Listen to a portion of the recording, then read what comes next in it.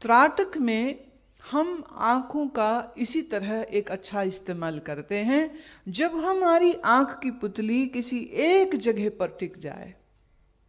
जैसे अभी आपने मोमबत्ती की लौ पर किया, आइडियली स्पीकिंग इसको देसी घी के दीपक पे करना चाहिए, क्योंकि मोमबत्ती बनी है पैराफिन से, वैक्स,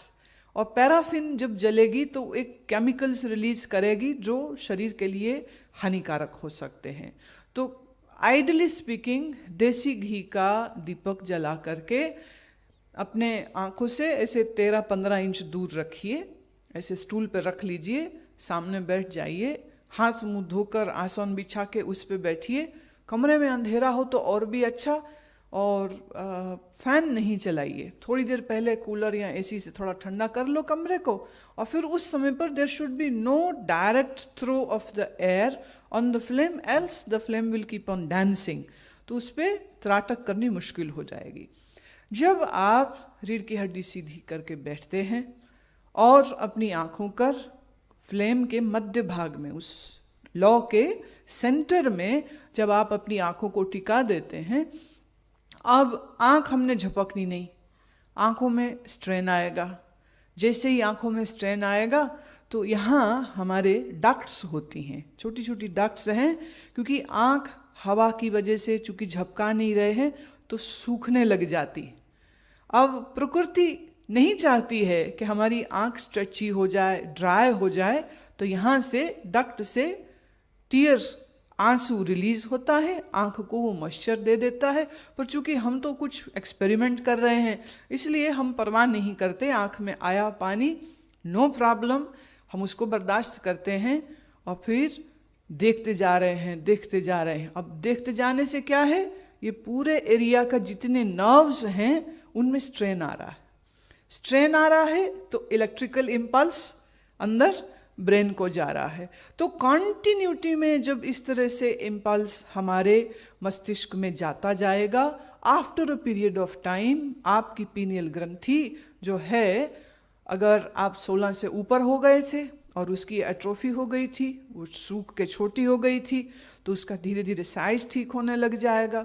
जो अभी 16 से नीचे हैं तो उनकी पीनियल ग्लैंड बहुत लंबी समय तक काम करती रहेगी, और पीनियल ग्लैंड के एक्टिव हो जाने का मतलब है कि आपके अंदर दिव्य ज्ञान आने लग जाएगा। ये कौन सा ज्ञान है जो पुस्तकों से नहीं है, उधार का नहीं है, ये वो ज्ञान है जो ईश्वर से सीधे आपको प्राप्त हो रहा है। तो इस ईश्वरीय ज्ञान के साथ आपका संबंध जुड़ जाए, उसके लिए त्राटक को करना बहुत लाभकारी होता है। आप अगर इस प्रैक्टिस को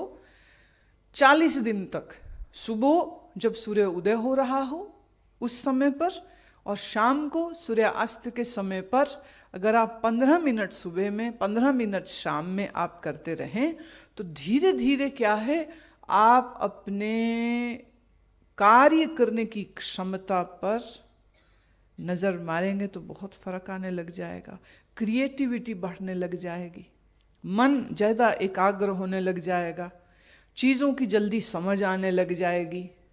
और फिर जिसको हम कहते हैं ना इंट्यूशन, इंट्यूशन मतलब पूर्व में आने वाले समय में कोई घटना होने वाली हो तो उसका भी आभास होने लग जाता है कि ये होने वाला है। अब आप ये सोचिए कि जिस दिन आपको ये भी प्राप्ति हो गई तो ये कितनी बड़ी शक्ति है।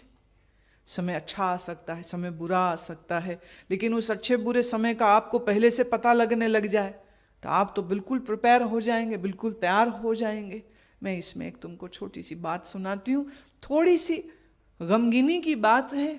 पर सिर्फ इस बात को साबित करने के लिए कि जिनके पास ऐसी इंट्यूटिव पावर्स आ जाती हैं उनकी जिंदगी का